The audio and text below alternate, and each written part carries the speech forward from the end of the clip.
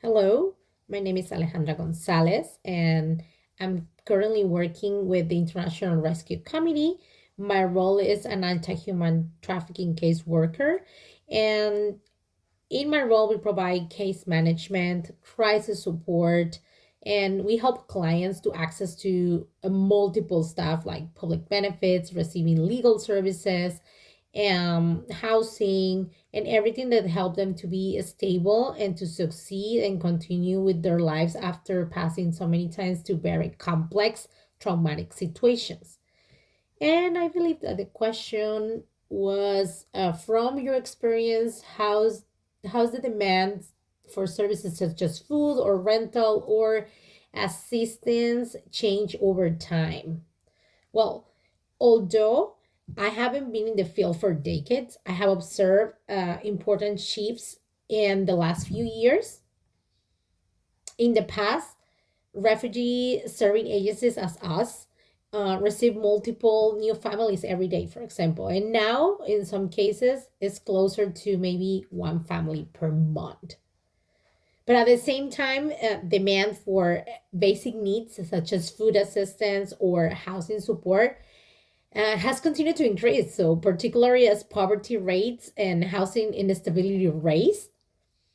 So, in many cities, for example, waiting lists for accessing to affordable or housing programs have grown dramatically.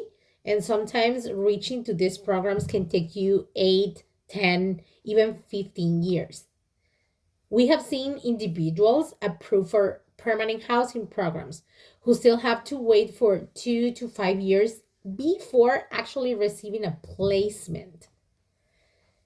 So, and because of long wait times, we sometimes advise clients to apply for smaller counties where demand is lower, and but however, this often results in an internal displacement and forcing individuals to relocate away from their existing support systems in order to access to the basic housing needs.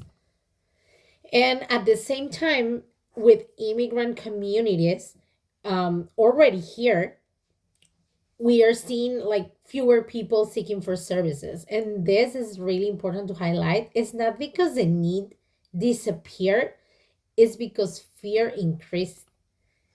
And it can be fear of deportation, fear of institutions, fear of being visible. So that creates that what sociologists describes as chilling effect, where individuals avoid to access to services even if they are in the urgent need support.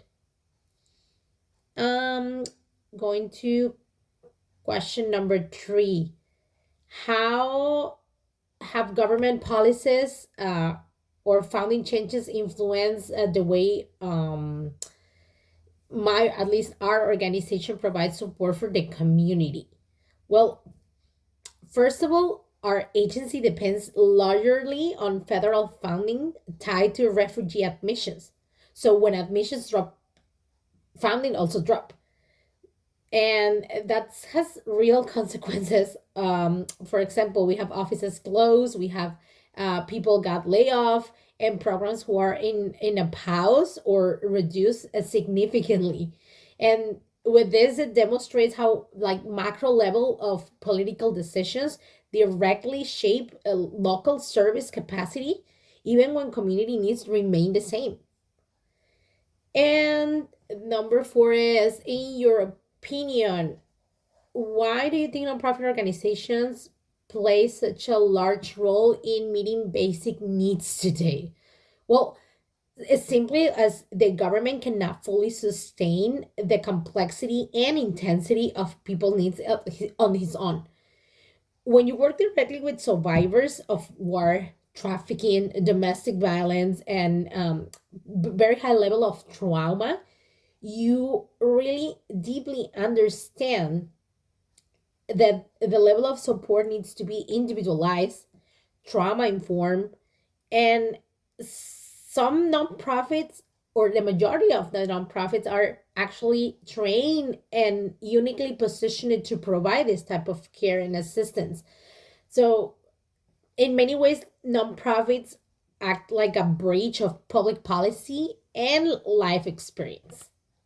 Well, thank you. I hope this information was helpful, and congratulations to all of you to making such a great impact in the world. We need a lot of support. Nonprofits need a lot of attention and a lot of understanding that sometimes, like people who seen things on the first lines, will actually push a lot, and the pushing is for real needs that we've seen on daily basis. Thank you.